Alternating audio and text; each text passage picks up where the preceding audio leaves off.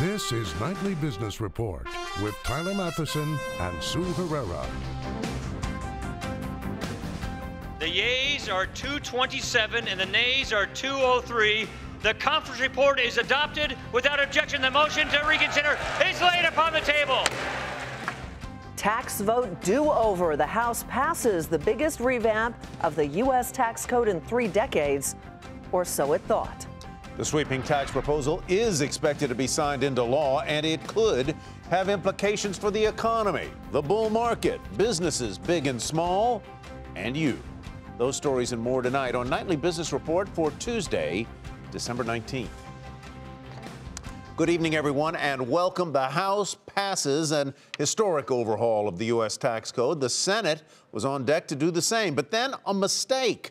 The House version of the tax bill ran afoul of Senate rules. Now, the Senate may or may not vote on compliant legislation tonight, but what is certain is that the House will take a do-over tomorrow. The proposal is expected to pass the House and the Senate, the House again, and be signed into law swiftly by the president. And while there have been a number of arguments for and against the massive overhaul, one thing is clear. The changes would impact the finances of virtually every household in America and every business, from the corporate titans on Wall Street to the little shop down on the corner. Ilan Mui has been covering the story from the U.S. Capitol from the beginning, and she joins us from the Hill tonight. Ilan, take us through it and take us through this little snag that thing hit. Tyler, Republicans are so close to the finish line on what they're calling a sweeping and massive overhaul of the U.S. tax code. House Speaker Paul Ryan called this a once-in-a-generation opportunity to put more money back in the wallets of American families. This is a good day for America. This is a good day for workers. This is a great day for growth, and we're very excited about this moment. The Senate is still debating the bill right now. It is expected to vote on that bill tonight, despite this procedural snag that has come up that will force the House to re-vote on this bill tomorrow. But Democrats are seizing on this moment as an example of the way that Republicans are trying to jam through this bill in a rushed process. House Minority Leader Nancy Pelosi said that this is only serving to energize the Democratic base.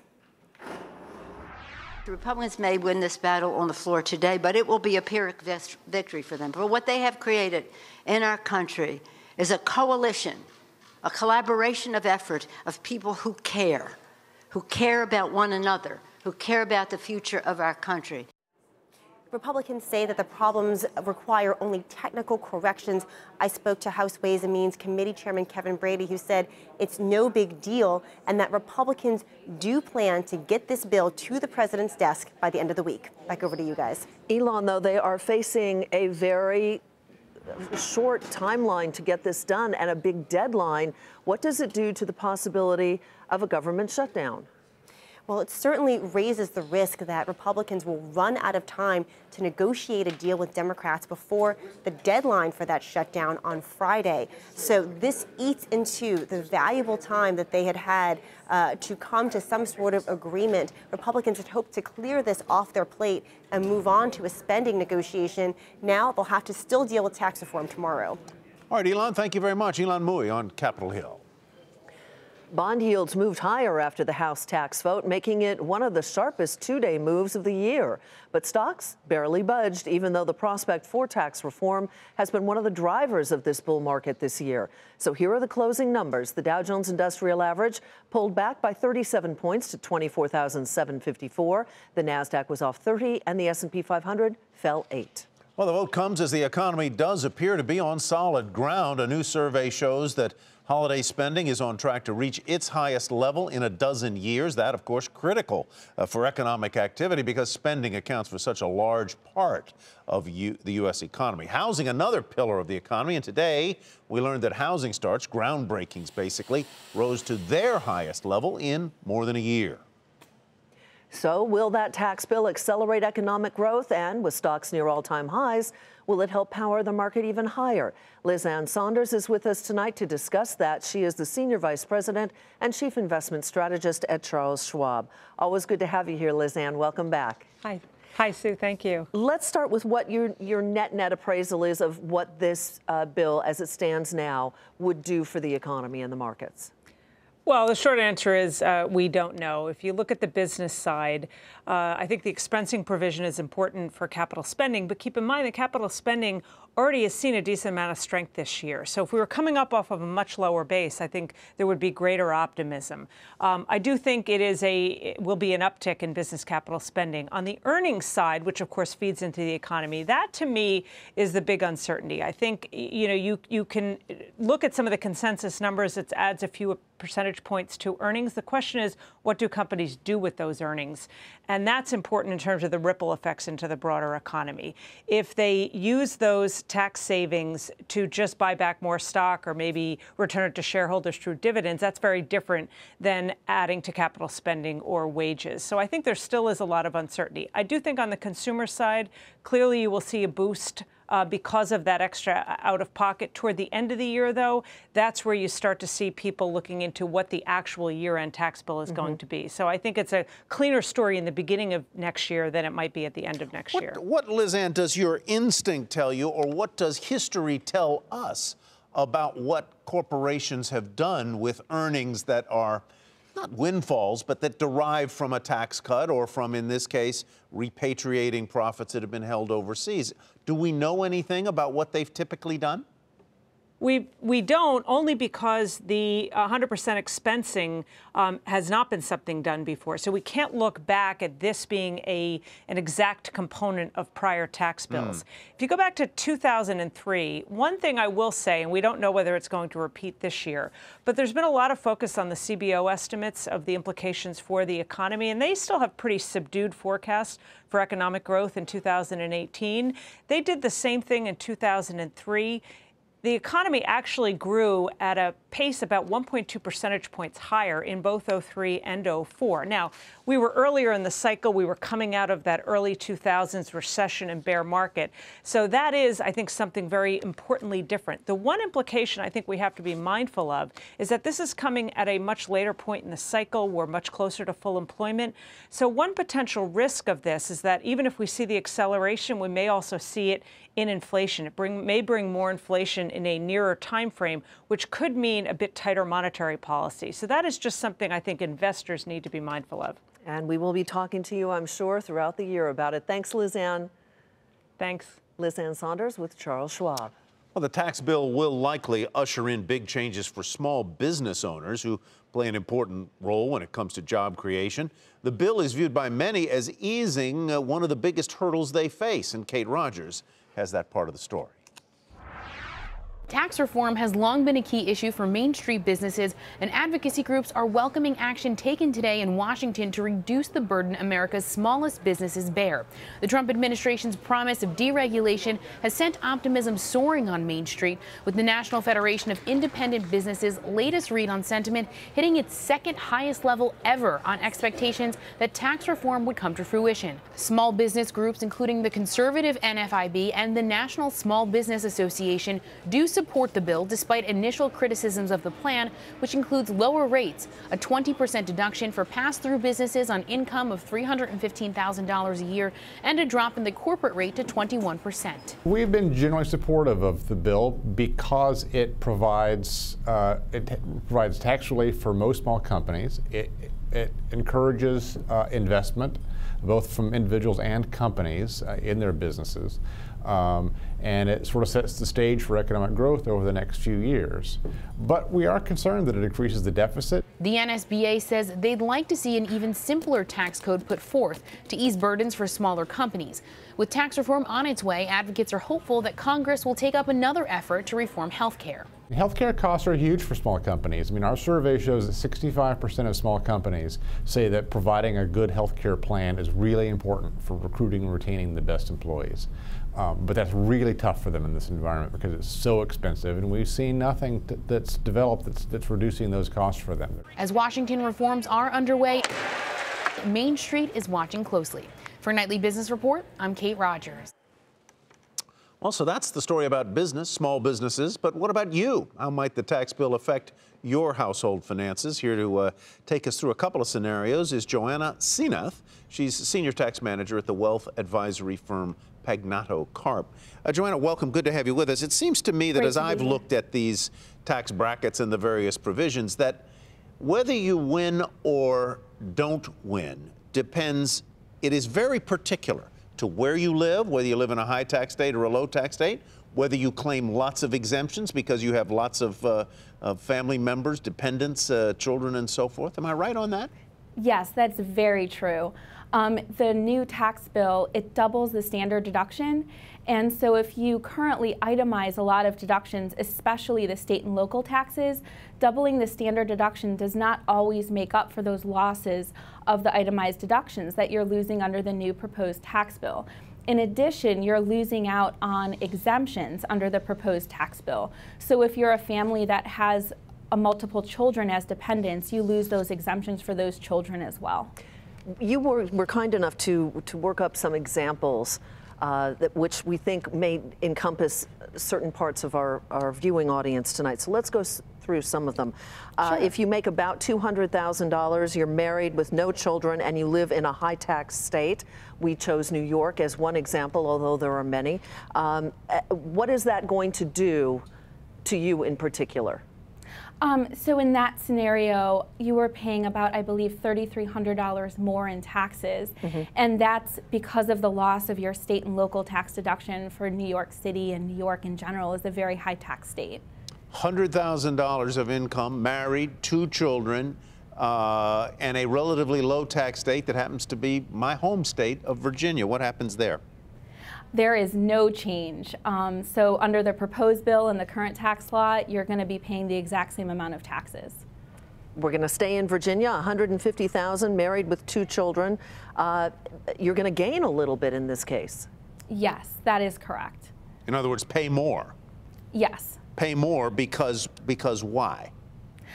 So that one is because you're losing out on the exemptions for your children, and because of the itemized deductions that you're no longer going to get as well. That's where you start to see the increase of taxes, where the doubling of the standard deduction does not make up for those loss of itemized deductions, as well as the loss of the exemptions for your children. And finally, this may encompass a number of millennials or younger people out there.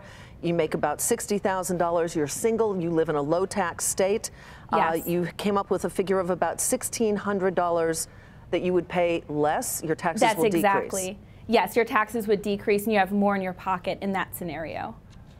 All right, Joanna, thank you very much. Joanna Senath Absolutely. with Pagnato Carp. Appreciate it. Thank you so much. You're welcome. Still ahead, the big push for pipelines. The pipeline industry is betting big on shale production and a pro-energy administration. But with the volatility in oil prices, will it pay off? That story coming up on Nightly Business Report.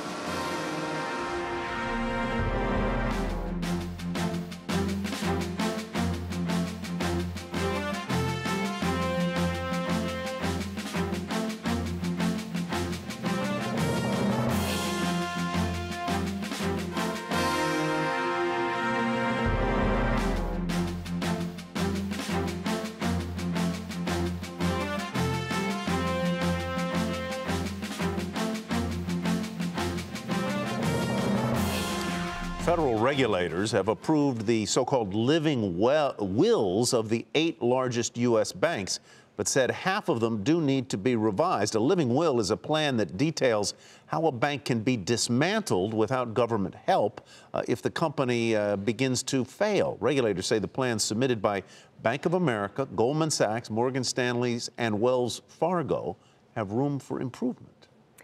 People are getting a lot of packages delivered these days, and that helped FedEx report better than expected profit and revenue in the most recent quarter.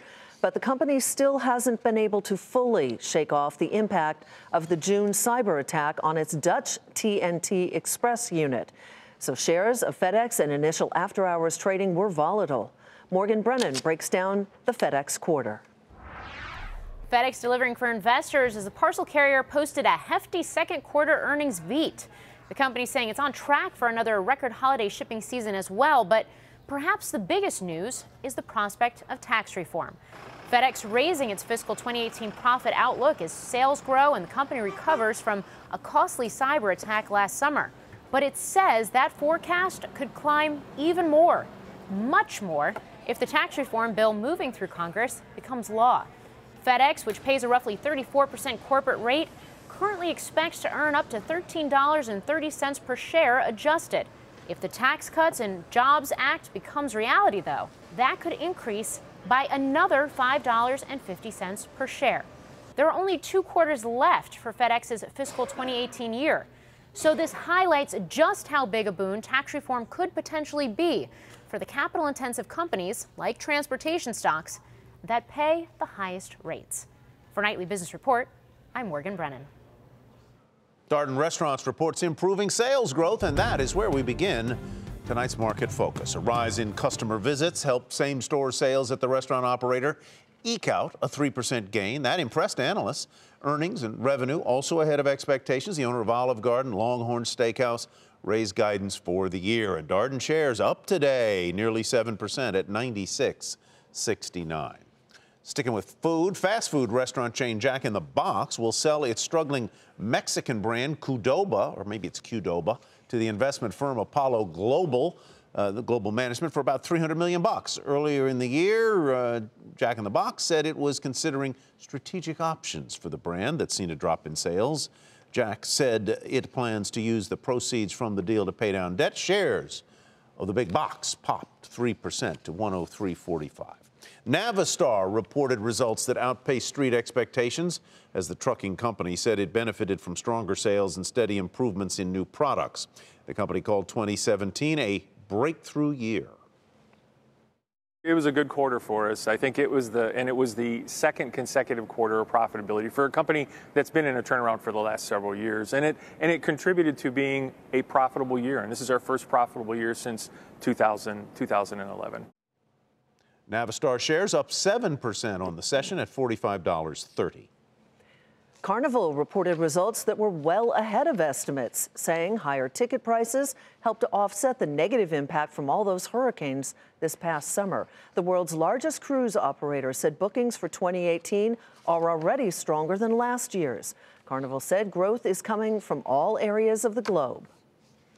It's really being driven by almost every market in the world showing strength, but really it's by creating demand, creating excess demand to capture more of the value that exists between a cruise and the equivalent land-based vacation.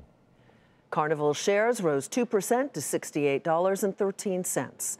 The hospital operator Tenet Healthcare said it may consider selling its profitable medical building and debt collection unit as that company struggles with a heavy debt load. Tenet, which recently announced cost-cutting measures, said it plans to expand those cuts by another $100 million by the end of next year. The shares were higher by nearly 2% to $15.03. Spark Therapeutics said its gene therapy for treating a rare genetic eye disease won FDA approval. This marks the first time U.S. health officials have green-lighted gene therapy for an inherited disease. Spark said it will not disclose the price of the treatment until next month. The shares finished down fractionally to $48.94. And the online styling service Stitch Fix reported better than expected results after the bell in its first earnings release as a public company. The company said it saw a sharp rise in active clients in the latest quarter, but Stitch Fix didn't give earnings guidance, and that disappointed investors. Shares were initially hit in after-hours trading, but they finished the regular day up more than 3% to $24.76. Nebraska's regulators denied TransCanada's request to change its route for the proposed Keystone Pipeline. The state's initial approval for the pipeline in November was for an alternate route, not one that TransCanada prefers. It's the latest in a series of setbacks for this sort of star-crossed $8 billion project. TransCanada must now decide whether to scrap the deal or move forward with the less favorable path. And the TransCanada pipeline is just one of many being constructed to move all of the oil being produced in this country. And one company at the center of that construction is Tenaris. Jackie DeAngelis reports from its pipe plant in Bay City, Texas. After you drill for oil, you need pipelines to move it around. Those pipes are in demand now that the U.S. discovered its shale reserves. Add to that an administration fast-tracking projects and supporting infrastructure. And you need plants like this one, Tenaris' Bay City facility, making seamless pipes to service 130 oil and gas rigs in the United States. During the course of 2016, we saw production grow by a bit more than 150,000 barrels per day. And then in the first quarter of 2017, after prices popped up, we saw quarter-on-quarter growth of more than 100,000 barrels per day. And as soon as that production growth started to take off, we started seeing midstream companies coming into the picture and proposing new pipeline projects. Behind me, 1.25 million square feet of production space, the size of 7 Golden Gate bridges, making around 600,000 tons of pipe for pipelines in the oil and gas industry per year. This project began in 2013 and cost nearly $2 billion to build. During construction, more than 20,000 workers were trained and employed. Now it'll have about 600 employees. But the industry has seen some ups and downs over the course of the last 5 years. With the addition of U.S. shale, a supply glut sent prices down to near 25 just 2 years ago, making drilling in many other parts of the business unattractive. Tenaris' CEO, Paulo Roca, says demand will be there. Oil production decline in different fields between 6–8%. So every year we need to increase drilling to be able to even to satisfy stable demand. Every year more than 1.4 million barrels of oil is demanded additional. So we need to prepare and think of how to supply this continuous increased demand. And it will go on in our view for many years. Tenaris' Bay City plant produces seamless pipelines made from solid steel bars. The seamless pipes are believed to be stronger and safer than the welded ones made from sheets. Tenaris sources its steel from its global network, places like Argentina, Italy, Mexico, and Romania, but not from China. Earlier this year, President Trump said new pipes made in the country should use American steel. The details of those orders are still being worked out by the agencies. For Nightly Business Report, I'm Jackie DeAngelis, Bay City, Texas. A cool-looking processor, maybe hot. Coming up, what's behind the billion-dollar bourbon boom?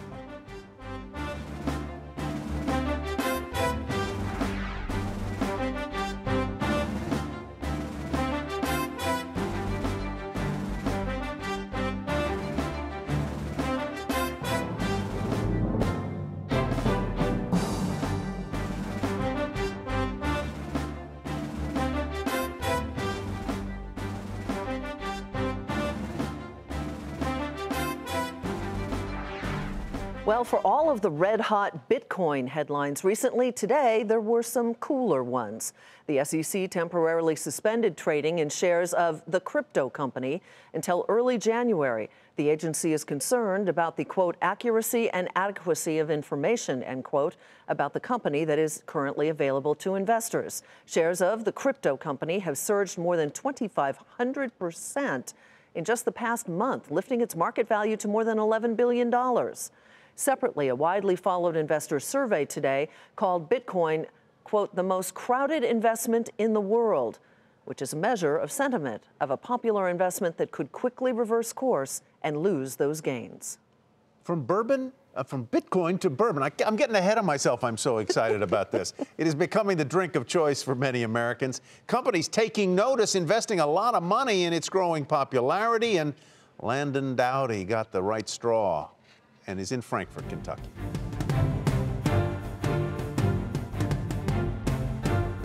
It is very smooth. It goes down so easy. U.S. whiskey has been on the rise the past 5 years and is showing no signs of slowing down. I switched several years ago. Yeah, there's definitely more of a bourbon boom. It's not really focused on one demographic. Bourbon and whiskey sales jumped 7% and 22% respectively last year, according to International Wine and Spirits Record.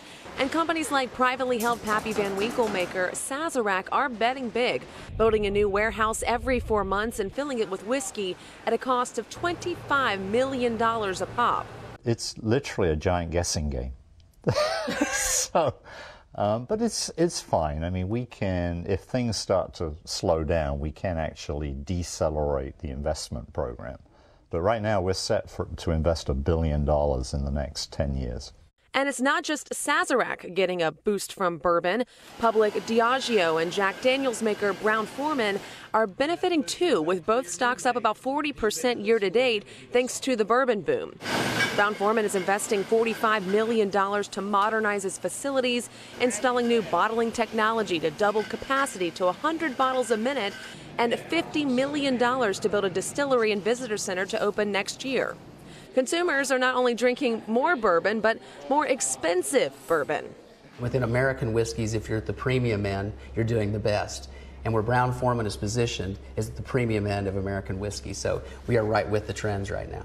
Now, I had a chance to try Sazerac's Pappy Van Winkle bourbon, aged for the majority of my lifetime. Now let's see if I can actually pick out the Pappy. And sold at about $315 per shot, or up to $5,000 per bottle. I'm going to go with this one because it's the smoothest. Well done. But with a barrel of Pappy taking decades to age, the question among analysts is, can these companies produce enough bourbon to keep up with the demand while it's still on trend? For Nightly Business Report, I'm Landon Dowdy in Frankfort, Kentucky. And finally tonight, an anonymous donor is spreading some holiday cheer. A check for $200,000 was dropped into a Red Salvation Army kettle over the weekend in Minneapolis, St. Paul. The Salvation Army said that check comes at a critical time since fundraising is running about 10% behind last year's numbers. That is a great story to end on. Lovely right? donation. It is.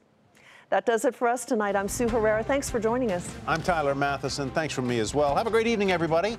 We'll see you back here tomorrow.